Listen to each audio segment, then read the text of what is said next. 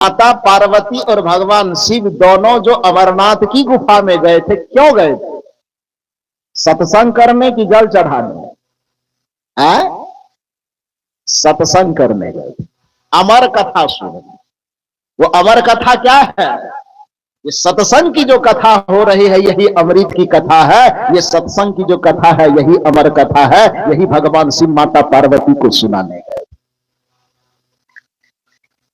दुर्भाग्य है जिस स्थान को भगवान शिव और माता पार्वती ने ध्यान का स्थान बनाया, जिस स्थान को माता पार्वती और भगवान शिव ने सत्संग का स्थान बनाया, आजकल अपने आप को सनातन धर्म का ठेकेदार कहने वाले लोग भी जल चढ़ाने वाला स्थान बनाया कि नहीं बनाया?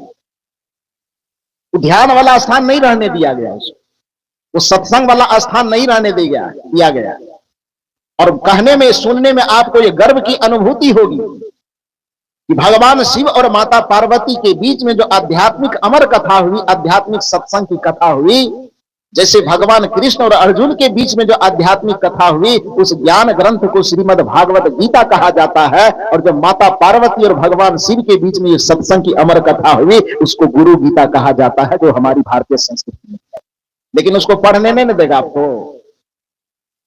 उसको आप पढ़ेंगे तो उनकी पेटी रोटी नहीं चलेगी, फार्मूला नहीं चलेगा, एक रोटा जल सब समस्या,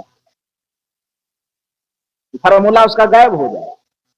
क्योंकि पूरे शिव और पार्वती के बीच का जो संवाद है, वह संवाद पारक सिद्धांत से, सदगुरु कबीर की विचारधारा से, यदि आप इंची से सेंटीमीटर से नाप सकें तो 1 इंच भी इधर उधर खिसका हुआ नहीं। मान लो कि सदगुरु कबीर साहब जो इस दुनिया को समझाना चाहते हैं, अपने जमाने में भगवान शिव ने वही ज्ञान दुनिया के लोगों को दिया। मुझे तो देख करके बड़ी खुशी होती है। मुझे लगता है कि सदगुरु कबीर साहब को पारखी कह करके लोग सनातन संस्कृति से काटना चाहता है। यदि शिव के दर्शन को सही तरीके से पढ़ ले तो उसे समझ में आ जाएगा कि भगवान शिव भी पारक सिद्धांत का प्रचार करने वाले महापुरुष थे। लेकिन उसके उन सिद्धांतों को ढका जाता है, वह बातें उनके नाम पर चलाई जाती है जिन बातों से शिव का प्रचार हो कि ना हो, धर्म का प्रचार हो कि ना हो, अध्यात्म का प्रचार हो कि ना हो, धर्म और अंधविश्वास के घेरे में रह करके आदमी उसका फैला भरता रहे, उसका घर परिवार बाल बच्चा बढ़िया से रहे। आपके बच्चे जल चढ़ाते रहे, उनका बेटा विदेश में पढ़ करके डॉक्टर इंजीनियर बनते रहे, कलेक्टर बनते रहे, यही काम है उनका। खैर, मैं मूल रूप से आपसे निवेदन यह करना चाहता कि पूरे सनातन की जो संस्कृति है, सदगुरु कबीर के शब्द दर्शन से, चिंतन से बिल्कुल मिलता जुलता है। मैंने कहा कि आप गीता को देखें, वो विचार का ग्रंथ नहीं हो, विचार का ग्रंथ, विश्वास का ग्रंथ नहीं है। रामचरितमानस, अब आप कहेंगे कि अपने मन से कह रहे, तो एक प्रसंग और मैं सुनाऊं आपको। जब 14 वर्ष वनवास समाप्त करने के बाद राम जी अयोध्या लौटे, तो अयोध्या लौटने के बाद उनके मन में आया कि अपने पूरे नगरवासी को जमा करके 14 वर्ष जो हम ऋषि मुनि ज्ञानी ध्यानी संत महापुरुषों से मिल करके कुछ सीखा है, अध्यात्म की बातें, भक्ति की बातें, धर्म की बातें, ज्ञान की बातें, ध्यान की बातें, सब लोगों को तो वहां जाने का मौका नहीं लगेगा, क्योंकि सबके पास तो दशरथ जी और कैकेयी जी है नहीं कि सबको 14 वर्ष वनवास भेजेगा। ये तो केवल मेरे पास था, जो 14 वर्ष के लिए हमें भेज दिया, मौका मिल गया हमें। लेकिन सब तो जंगल जा नहीं सकते, इतना फुर्सत किसको है कि 14 वर्ष घूम घूम करके ऋषि मुनि संत महात्मा से 13-14 वर्ष तक जो हमने अध्यात्म का अमृत, ज्ञान का, भक्ति का, धर्म का अमृत हमने अर्जित किया है, वह अमृत अपने जनता के बीच में वितरित करूं, यह श्री राम जी के मन में ख्याल आता है। एक दिन लोगों को सूचना भेजवाकर पूरे नगरवासी को इकट्ठा किया अपने सभा में, और उस सभा में बैठ करके वह उपदेश करने की बात सोचे कि भाई जो मैं उपदेश नहीं, संदेश दूं। उपदेश सब नहीं दे सकते, सबका अपना अपना अधिकार क्षेत्र होता है। एक होता है आदेश, एक होता है उपदेश, एक होता है संदेश। आदेश देता है अधिकारी लोग, और उपदेश देता है जिस ज्ञान को स्वयं के चरित्र में जिसने उतार लिया है, उस चरित्र के माध्यम से दुनिया को प्रेरित करना, ये उपदेश कहलाता है। ये अधिकार ज्ञान, ध्यान, साधना और चरित्र से संपन्न व्यक्ति को यह अधिकार होता है कि दूसरे को उपदेश कर सके, दूसरे को कुछ शिक्षा दे सके। और कुछ बातें ऐसी होती है कि ज्ञान का संदेश दिया जाता है कि हम भी उस मार्ग में चल रहे हैं, और दूसरा कोई उसी रास्ते में चल रहा है लेकिन वो हमसे नीचा है, नहीं समझ रहा है, हमसे पीछे है वो, तो उसको कुछ अच्छी बातें बता देना, ये संदेश कहलाता है, अच्छी संदेश। तो जो अधिकारी होते हैं वो आदेश देते हैं, जो संत और गुरुजन होते हैं वो उपदेश देते हैं, और जो गृहस्थी की मर्यादा में जीते हुए भक्ति, ज्ञान, ध्यान के पथ पर चल रहे हैं, वो अपने पीछे चलने वालों को संदेश देते हैं। तो श्री राम जी कहते हैं कि मैं यहां उपदेश नहीं दे रहा हूं, क्योंकि मैं वशिष्ठ जी नहीं हूं, मैं विश्वामित्र जी नहीं हूं। श्री राम जी कहते हैं कि मैं एक नगरवासी में आप ही के बीच का रहने वाला हूं। फर्क इतना है कि मैं वहां से जो सुन करके आया हूं, जहां पर आप जा वहां से जो मैं ले करके आया हूं, उपदेश की तरह नहीं, संदेश की तरह आपके बीच में वितरित करना चाहता है।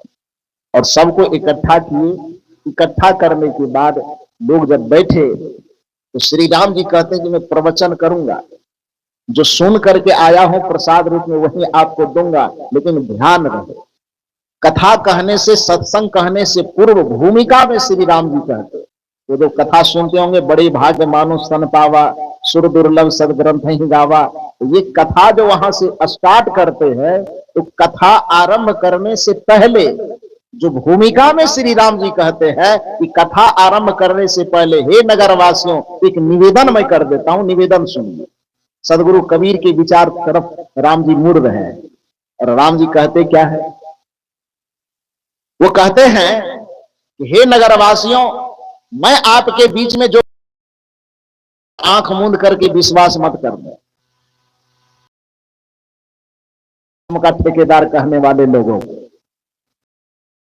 रामचरितमानस यदि आपके पास में हो तो आप रामचरितमानस के पन्ने को पलट करके पढ़िएगा।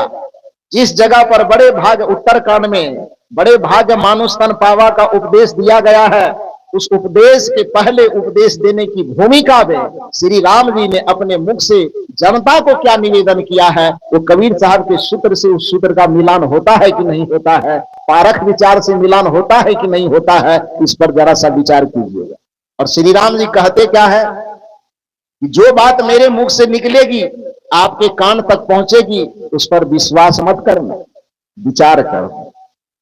इसलिए उस बात को मत मान लेना कि मैं राजा दशरथ का बेटा हूं, इसलिए भी मेरी बात को मत मानना कि मैं भविष्य का राजा होने वाला हूं, इसलिए भी मेरी बात को मत मानना कि मैं आप लोगों का बहुत प्यारा हूं, इसलिए भी मेरी बात को मत मानना कि दुनिया मुझे अवतारी पुरुष कहते हैं कि मुझे भगवान कहते हैं, बल्कि मेरी बात को सुनना और विचार पूर्वक सुनने के बाद यदि वह बात तुम्हारी आत्मा को, तुम्हारी बुद्धि को, तुम्हारे विवेक को, तुम्हारे तर्क को उचित जचे तो उसको मान लेना, और यदि वह उचित न जचे तो उसको नकार देना। ये श्री राम जी का।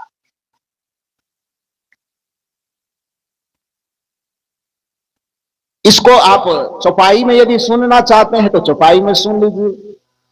श्री राम जी कहते हैं, पूरे नगरवासी को बैठा करके कहते हैं कि नहीं अनीति कछु नहीं प्रभुताई। ध्यान से सुन, ये चौपाई मैंने नहीं बनाया, और ये चौपाई सदगुरु कबीर साहब की परंपरा को मानने वाले किसी कबीरपंथी ने भी नहीं बनाया, कि निर्गुण मार्ग में चलने वाले किसी संत ने भी नहीं बनाया, बल्कि सगुण विचारधारा के प्रबल प्रचारक गोस्वामी तुलसीदास जी, जो श्री राम जी के अनन्य भक्त हैं, उस रामचरित मानस में इस प्रसंग को श्री राम जी के मुख से कहलवाया। उत्तरकांड में अपनी जनताओं को संतों का संदेश देने से पहले श्री राम जी ने उसमें निवेदन पूर्वक जो भूमिका बनाई है, उस भूमिका में श्री राम जी कहते हैं, नहीं प्रभुताई सुनहु करहु जो तुम्हें सुहाई। क्या मतलब निकालेंगे इसका? विश्वास करना। क्या कर रहे श्री राम जी की आंख मूंद के जो मैं कह रहा हूं भगवान हो, डायरेक्ट एकदम आंख मूंदो और कान को बंद करो और जो मैं कहता हूं वो मान लो, ऐसा श्री राम जी ने कहा? श्री राम जी कहते हैं कि मेरे द्वारा जो संदेश आपको दिया जा रहा है वह नहीं अनीति। अनीति मतलब नीति के विरुद्ध। नीति में अ उपसर्ग लगा, जो अनिषेधात्मक उपसर्ग होता है संस्कृत व्याकरण में। अब उस उपसर्ग प्रत्यय ये तो आप लोग समझते ही होंगे, सब पढ़े लिखे लोग दिख रहे हैं। व्याकरण उपसर्ग और प्रत्यय क्या होता है? किसी शब्द के पीछे पहले लग करके जो उस शब्द के अर्थ में या तो उसकी विशेषता बढ़ा दे या उसके अर्थ में परिवर्तन कर दे, उसको उपसर्ग कहा जाता है। और किसी शब्द के अंत में लग करके उसका अर्थ परिवर्तन करे अथवा उस अर्थ की विशेषता बढ़ा दे, उसको प्रत्यय कहा जाता है। तो नीति में अ उपसर्ग लगा, जो अनिषेधात्मक उपसर्ग है संस्कृत व्याकरण। तो नीति में अ लग, जो नीति के साथ नहीं हो, नीति के नहीं, नीति के विरुद्ध को अनीति कहा जाए। श्री राम जी कहते हैं कि नहीं अनीति, जो बात मैं कहने जा रहा हूं अनीति पूर्वक बातें नहीं है, मतलब नीति के खिलाफ नहीं। नहीं अनीति कछु नहीं प्रभुताई। प्रभुताई मतलब प्रभुता का विशेषण है प्रभुताई। प्रभुता मतलब ताकत, प्रभुता मतलब सामर्थ्य, और गांव देहात की भाषा में कहें तो दबंगई, रंगदारी। श्री राम जी कहते हैं कि मैं राजा हूं या राजा का बेटा हूं या राज परिवार से आता हूं, इसलिए ये मत समझना कि कोई बात मैं प्रभुता में कर रहा हूं, दबंगई में कह रहा हूं। नहीं मानोगे तो कान का पार तोड़ देंगे, नहीं मानोगे मेरी बात, एक आदेश देंगे और सीधे फांसी पर लटका देंगे। इस रूप में भी मेरी बात मत मानो, ध्यान से सुनिए। शब्द का चुनाव देखिए गोस्वामी जी ने कितना सुंदर किया है, राम जी के मुख से कहलवाया है। नहीं अनीति कछु नहीं प्रभुताई, सुनहु, सुनने के लिए कह रहा है, निवेदन। लेकिन वहां लेकिन लग गया। नहीं अनीति कछु नहीं प्रभुताई, सुनहु करहु जो तुम्हें सुहाई। जो बात मैं कहने जा रहा हूं, पहली बात वह नीति के विरुद्ध नहीं है, दूसरी बात प्रभुता के दम पर मैं कोई बात नहीं कह रहा हूं, बल्कि मेरी बात को निवेदन मेरा यही है कि आप ध्यान पूर्वक उसे सुनना, लेकिन करना उसी को जो तुम्हें सुहाई। यहां सुहाने का अर्थ क्या है? जो तुम्हारे तर्क को, तुम्हारे विवेक को, तुम्हारे विचार को, तुम्हारे बुद्धि को, तुम्हारे आत्मा के धरातल पर यदि वह बात उचित लगे तो उस बात को मानना, और यदि वहां पर अनुचित लगे तो उस बात को नहीं मानना। यही कबीर साहब का दर्शन है, यही सदगुरु कबीर साहब की शिक्षा है। यही सदगुरु कबीर साहब कहना चाहते कि अपने आप को सनातन धर्म का प्रचारक कहने वाले लोगों, तुम्हारा और मेरा मन एक साथ नहीं मिल रहा है। इसके पीछे का वजह यह है, तेरा मेरा मनवा कैसे एक होई रे। क्यों नहीं? तो कहता कागज की लिखी, और असल बात तो यह है कि कागज की लिखी बात भी नहीं है। कागज में भी जो लिखा है वो बात भी कम से कम कह दो। सामने में कागज भले रखता है, लेकिन बात वही करता है जो अपने मन में आता है। कागज की लिखी यदि बात कहता तो अभी जो मैं बात बता रहा हूं, क्या ये कागज में नहीं लिखा हुआ है? यदि गीता की बात मैं बता रहा हूं तो क्या वो कागज में नहीं लिखी हुई है? यदि मैं रामचरितमानस की बात बता रहा हूं तो क्या वो कागज में नहीं लिखी हुई है? की बात बता रहा हूं तो क्या वो कागज में नहीं लिखी हुई है? जिस का नाम लिया गुरु गीता, गीता का नाम लिया, क्या वो ग्रंथ में नहीं लिखा हुआ है? लेकिन ग्रंथ की लिखी बात भी तो वो नहीं करते। कबीर साहब लगता है थोड़ा सा उदारता दिखाए, इसलिए कह दिए। यदि थोड़ा और कड़कपन में आता तो ये कहना चाहिए कबीर साहब को कि तू कहता मन की देखी, अपने मनमानी में जो आता है तो वो कहता है, शास्त्र की बात भी तू नहीं कर रहा है। लेकिन यहां सदगुरु कबीर साहब जी थोड़ा उदारता दिखा रहे हैं और उनसे कहते हैं तेरा मेरा मनवा कैसे एक होई रे, तो कहता कागज की लेखी, मैं कहता निज आँखन देखी। तू कहता कागज की लेखी, मैं कहता निज आँखन देखी, तेरा मेरा मनवा कैसे एक होई रे। विश्वास की बात कर रहा है, मैं विचार की बात कर रहा हूं। और हकीकत यह है कि सनातन धर्म के जितने धर्म ग्रंथ हैं वो सारे के सारे धर्म ग्रंथ विश्वास के पक्ष में नहीं है, वो विचार के पक्ष में। चाहे गीता हो चाहे रामायण हो, चूंकि मैंने कहा कि भारतवर्ष में जो 3 गीता की चर्चा है, एक गीता तो श्रीमद् भागवत, अब दूसरा गीता जो अभी बताए भगवान शिव और माता के बीच में अमरनाथ की गुफा में जो ज्ञान की चर्चा हुई थी, उस गीता का नाम है गुरु गीता। क्या नाम है? पर जोर से बोलिए, गुरु गीता। कब किसी ने नाम सुना था पहले कि नहीं सुना था? ना, क्यों सुनेगा? कोई सुनाया भी तो नहीं। एक लोटा जल सब समस्या के हल, इतने से काम चल जाएगा, तो उसकी जरूरत क्या? और तीसरी गीता बताओ कि ना बताओ? तीसरी गीता बताओ, आज बताओ कि कल बताओ? आज ही बता दो। तो फिर अभी बता दूं अगले साल तक फिर मेरा छुट्टी कर दोगे तो कैसे होगा? तो कुछ बचा के रख लिया जाए। अभी बता दो। तीसरी गीता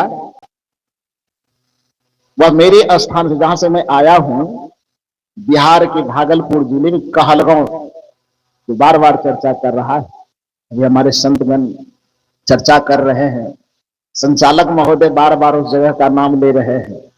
वो कहलगांव भागलपुर क्षेत्र का इलाका है। तो कोहल ऋषि, जो अष्टावक्र मुनि के पिता के जन्म स्थान के नाम पर उसका नाम कहलगांव, कोहल ऋषि। पहले प्राचीन जमाने में उसको कोहलगांव कहा जाता था।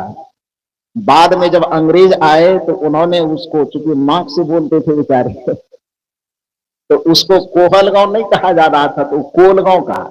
आज भी वहां पर जो सरकारी जमीन वगैरह का दस्तावेज है, उन कागजों में तो पहले कोहलगांव, अंग्रेज कोलगांव। अब अंग्रेज चले गए, जब अपना बिहारी लोग आए, भारत के लोग आए, तो उन लोगों ने सोचा कोहलगांव भी ठीक नहीं है, ये कोलगांव तो और नहीं ठीक है। तो उसको थोड़ा बॉडी में सुधारते सुधारते सुधारते क्या बना दिया? कहलगांव। वस्तुतः वह कोहल ऋषि का जन्म स्थान है। अब कोहल ऋषि कौन है?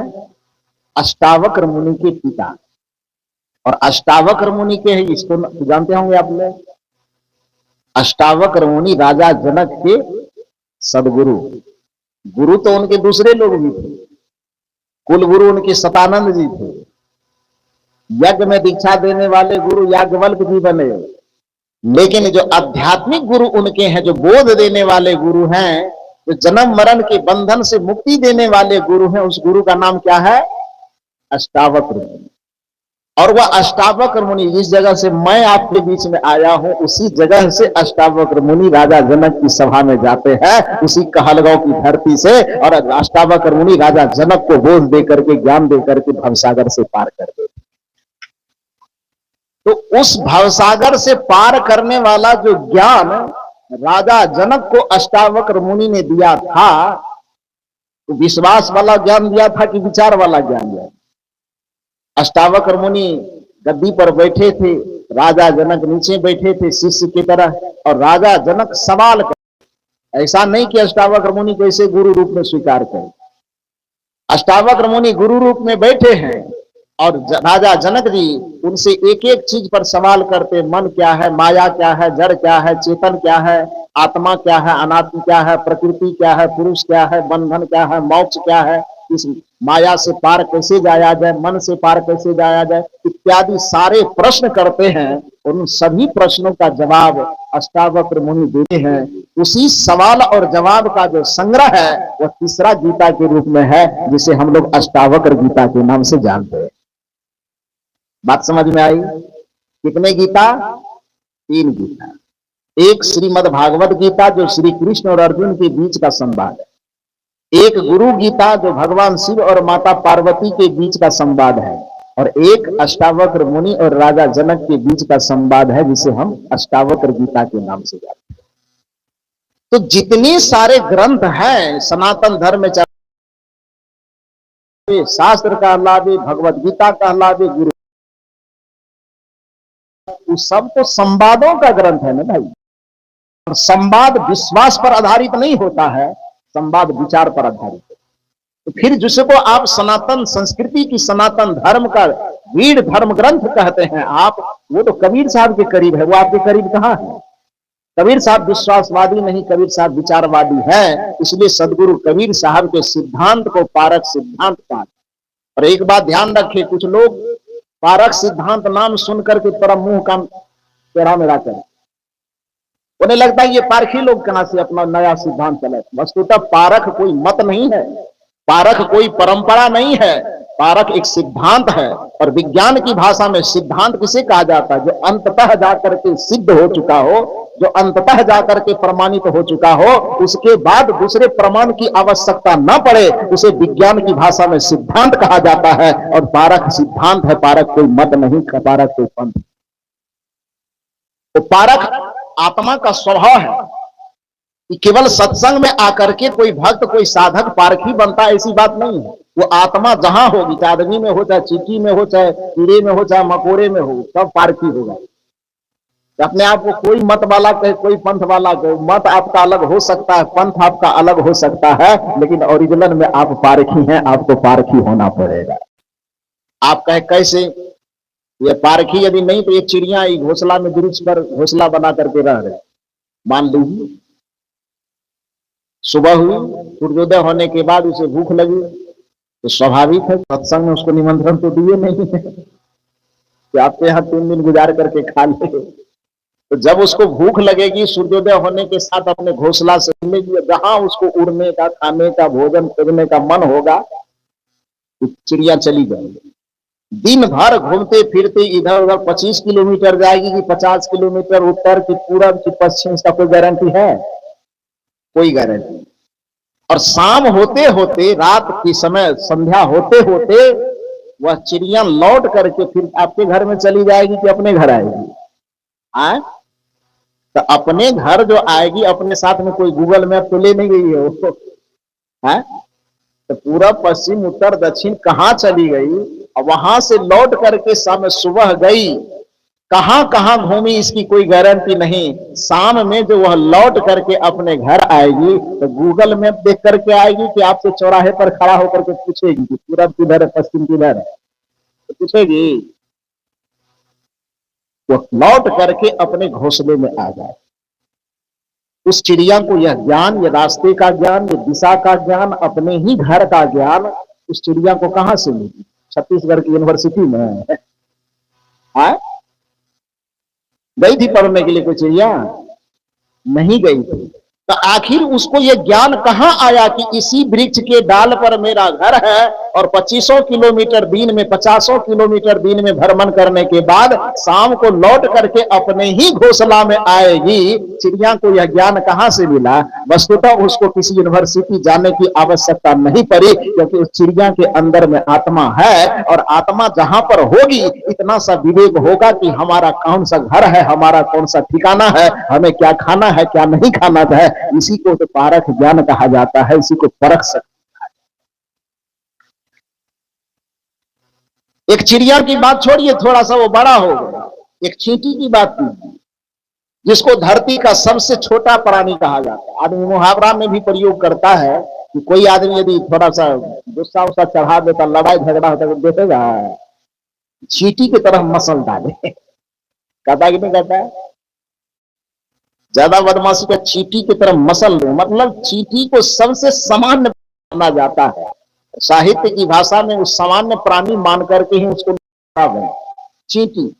तो जो एक सामान्य सी चींटी है, उस चींटी के सामने में 1 केजी बालू में 1 केजी चीनी मिला करके रख दें, और उस चींटी को बस उनको छोड़ दी, छुटा हुआ है।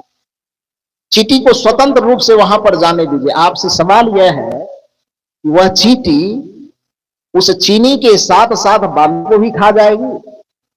खाएगी क्या? तो चींटी के साथ साथ मिले हुए बालू को चींटी खा जाएगी? नहीं खाएगी।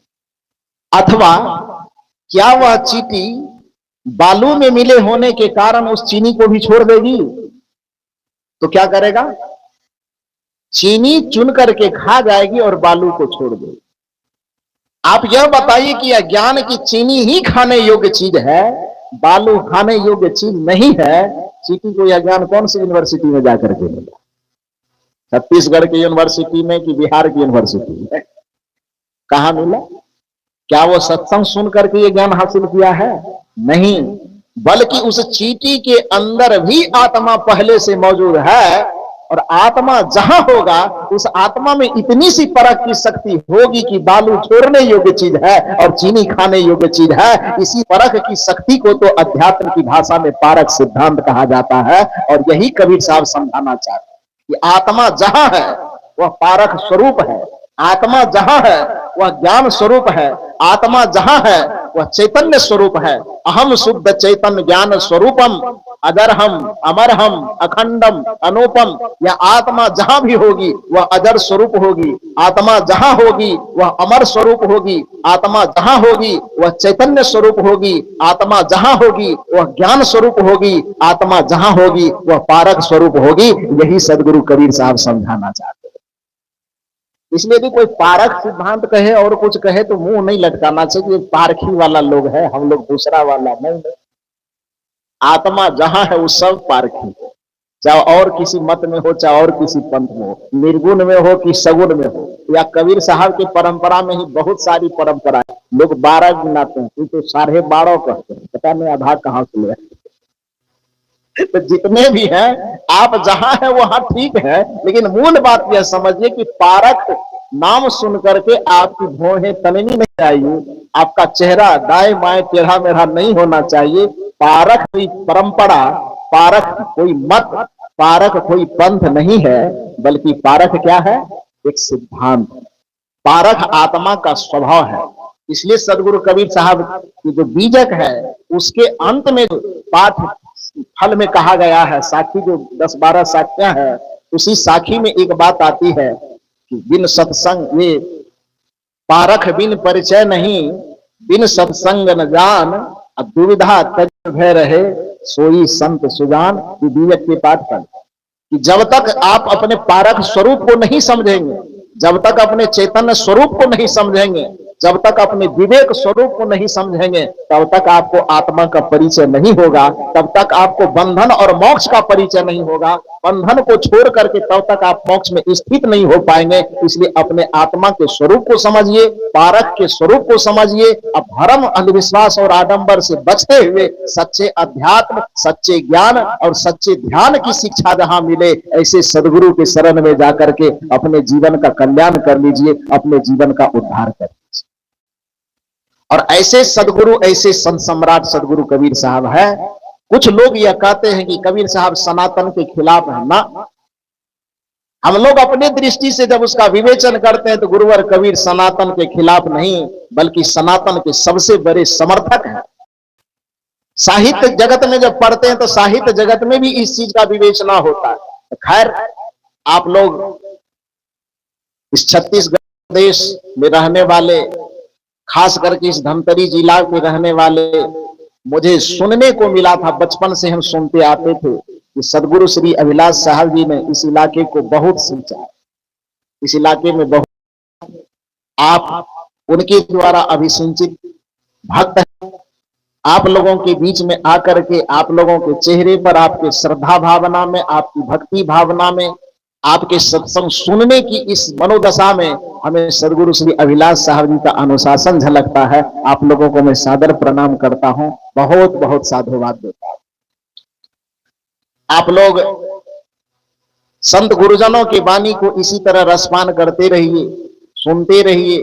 और जैसा कि इस मंच से सभी गुरुजनों के द्वारा कहा गया कि भरम से दूर रहिए, अंधविश्वास से दूर रहिए, पाखंड से दूर रहिए, अपने विवेक के चक्षु को जगा करके रखिए, प्रज्ञा शक्ति को जगा करके रखिए, और कबीर साहब की भाषा में कहें तो अपने पारक शक्ति को जगा करके रखिए। जैसे उस पारक शक्ति का प्रयोग नमक, दाल, हल्दी, चना, मटर, टमाटर खरीदने में जैसे उसका प्रयोग करते हैं, मिट्टी की हंडी तक खरीदने में जैसे उस पारक शक्ति का उपयोग करते हैं, उसी पारक शक्ति का उपयोग आप सत्संग में भी कीजिए, उसी पारक शक्ति का उपयोग आप धर्म कथा में भी कीजिए, उसी पारक शक्ति का उपयोग आप धर्म ग्रंथों पर भी कीजिए, उसी पारक शक्ति का उपयोग आप भक्ति, भजन, ध्यान, साधना में भी कीजिए, तो आपको कोई डगमगा नहीं सकेगा। आप सदगुरु कबीर साहब के बच्चे हैं और आप इतना ध्यान रखिए, नीति यह कहती है कि शेर का बच्चा हमेशा शेर होता है, शेर का बच्चा कभी गीदड़ नहीं होता है। आप कबीर के बच्चे हैं, आप पारख के बच्चे हैं, आपको अपने विवेक शक्ति को बुझने नहीं देना है, उसको हमेशा जगा के रखना है और किसी के द्वारा ठगाना नहीं है, किसी के द्वारा लुटाना नहीं है, किसी के द्वारा शोषित नहीं होना है, इस बात का ध्यान रखें। तो बहुत बहुत साधुवाद। अब चूंकि 2 बजे ही कार्यक्रम को संपन्न होना है और 1:30 बजे तक लगभग कांटा पहुंचने वाला, और मेरे बाएं तरफ देखते हैं 2:30 बजे तक। हम तो सोचे थे कि बिहार वाले ही लोगों को जर्सी गाय की तरह दूहते हैं, तो छत्तीसगढ़ वाले पे भी वो रग चढ़ गया। पहले कह करके कल हमारी एक बहन ने कहा कि इस पूरे लोगों का कहना है कि साहब थोड़ा समय पे ध्यान दें। मुझे बड़ी खुशी हुई, चलो मेरी राहत की बात हुई। लेकिन शाम में यहाँ से जब लोग मिलने के लिए गए, हमारे पूज्य श्री लखन साहब जी मिलने के लिए गए, तो इन्होंने कहा नहीं नहीं नहीं, नहीं आपको उल्टा बोल दिया गया। लोग कम समय पर ब्रेक मारने के लिए नहीं कहते हैं, बल्कि लोगों का कहना है कि साहब जी जितना देर से बोला है 1-1 घंटा में नहीं छोड़ना, उसको 2-2 घंटा खींचिए। मैंने कहा अच्छा तब तो दुश्मनी हो गई हमसे। अभी फिर पीछे से कहने में 2 घंटा में नहीं 2.5 घंटा और बढ़ाते जा रहे हैं। खैर, ये आप लोगों का प्रेम है, आप लोगों का ये स्नेह है कि आप मेरी बातों को, जबकि यहाँ पर जितने गुरुजन हैं, जितने संत हैं, जहां पर इतने ज्ञान दाता हो, वहां पर हम लोगों जैसे ज्ञान देने ज्ञानियों की कोई जरूरत नहीं है, लेकिन फिर भी आप यदि कितने धैर्य और शांति पूर्वक मेरे विचारों को सुन रहे हैं, तो ये आपकी उदारता है, सुदारता को मैं सादर प्रणाम करता हूं। अब प्रवचन की कड़ी को यहीं पर मैं विराम देता हूं।